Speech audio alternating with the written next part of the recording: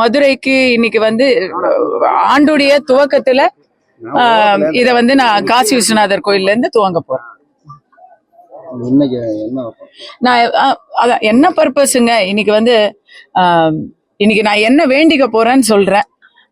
நாட்டுல பெண்கள், குழந்தைகள், வெளியிலிருந்து வந்திருக்கக்கூடிய புலம்பெயர் தொழிலாளர்கள், ஆசிரியர்கள், செவிலியர்கள், விவசாயிகள், தொழிலாளர் நல சங்க ஊழியர்கள், பொதுவாக தமிழ்நாட்டில் இருக்கக்கூடிய பொதுமக்கள் அனைவருக்கும் நல்ல காலத்தை கொடு, உண்மையான வெளிச்சத்தை கொடு, விடியலை கொடு, உண்மையான வெளிச்சத்தையும் விடியலை கொடுன்னு நான் காசி விஸ்வநாத சாமியை கேட்டுக்க போறேன்.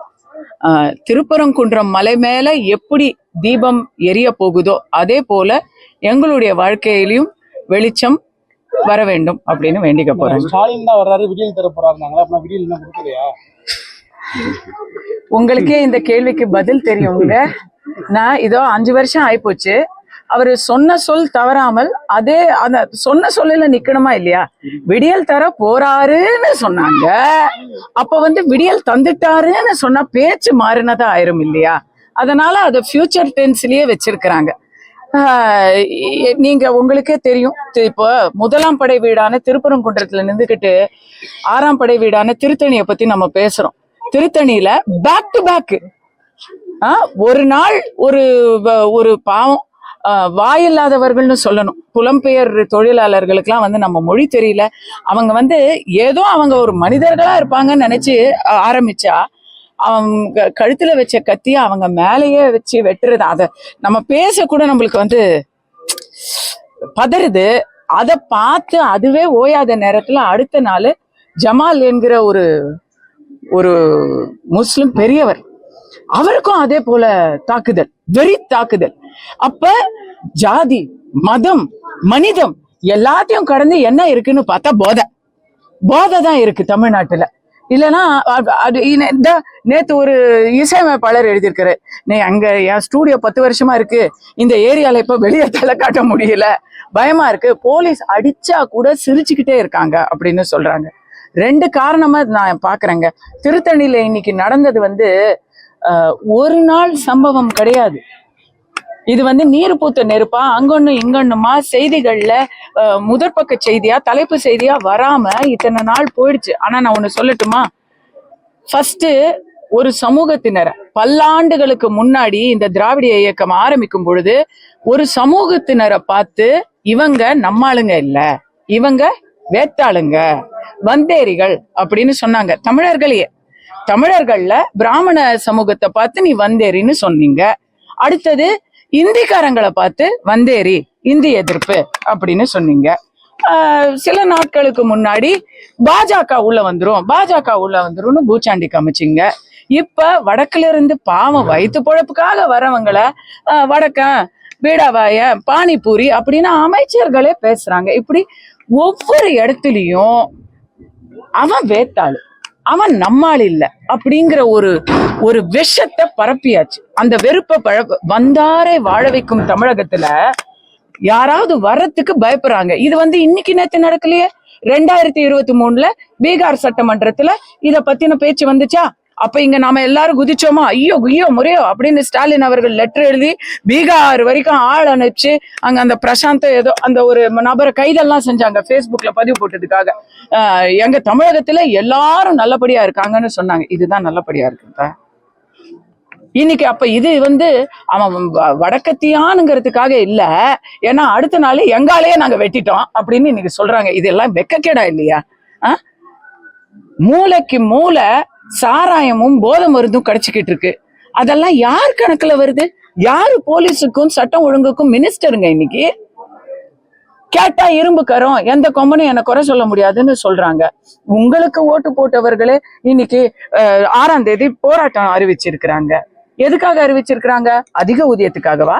இல்ல வேற ஏதாவது புதுசா ஏதாவது கோரிக்கையா? இல்ல, நீங்க கொடுத்த தேர்தல் வாக்குறுதி இதோ அடுத்த தேர்தல் வருது, எப்பதான் நிறைவேற்றுவீங்க அப்படின்ற ஒரு காரணத்துக்காக தான் நம்ம நிக்கிறாங்க.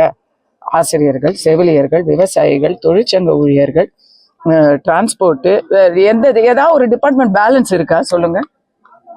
இருக்கிற அமைச்சர்கள் எல்லாத்திலயும் இன்னும் ஒரே ஒரு டிபார்ட்மெண்ட்ல தான் யாரும் வந்து வெளியே சண்டை போடல. அது மது விலக்கு துறையில மட்டும்தான் இன்னும் வெளியே வந்து யாரும் சண்டை போடல. ஏன்னா அவங்களதான் வந்து போதையிலேயே வச்சிருக்கிறோமே நம்ம.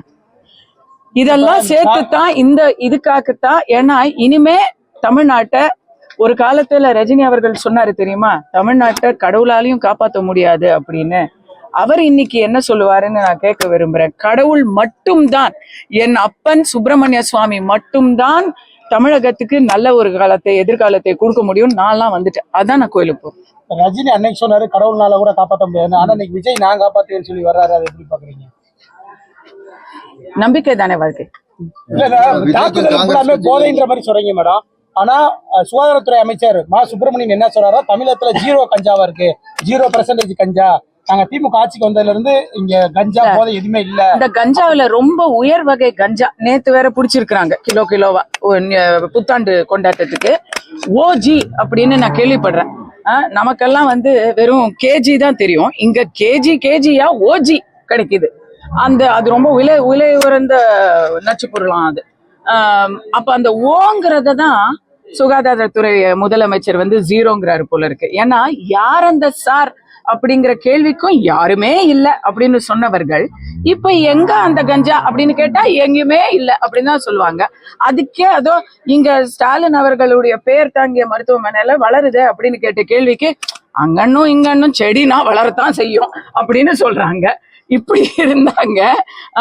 அங்கன்னும் இங்கன்னும் செடினா வளரத்தான் செய்யும், அங்கன்னும் இங்கன்னும் போதைன்னா போடத்தான் செய்வாங்க, அங்கன்னும் இங்கன்னும் வெட்டுனா வெட்டித்தான் சாய்ப்பாங்க. இப்படியா பேசுவாங்க அமைச்சர் பெருமக்கள்? அதனாலதான் கடவுளை பார்த்து கெஞ்ச போறேன் நான்.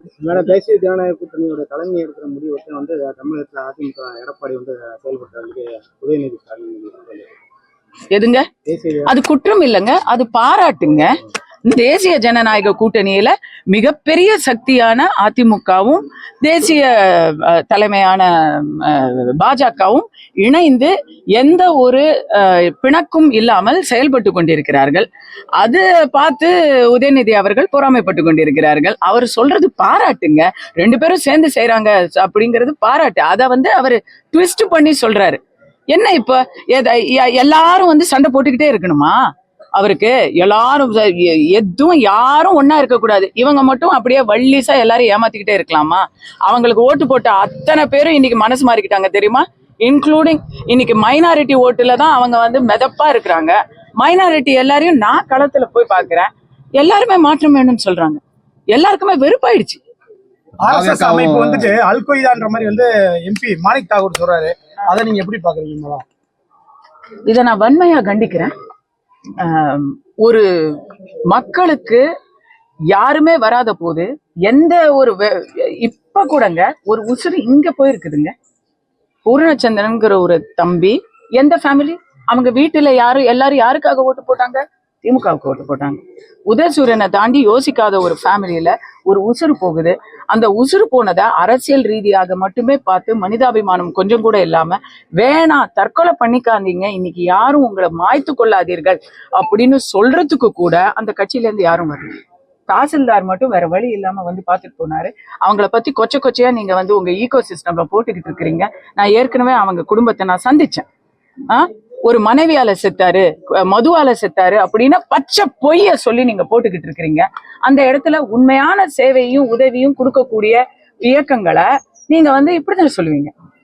ஏன்னா காமால கண்ணனுக்கு பார்த்த இடமெல்லாம் மஞ்சளா தெரியும்னு சொல்லுவாங்க.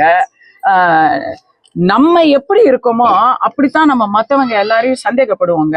நல்லவங்களுக்கு நல்லவங்க கண்ணுக்கு தெரிவாங்க, மத்தவங்களுக்கு எல்லாமே தப்பத்தான் தெரியும். தேங்க்யூ.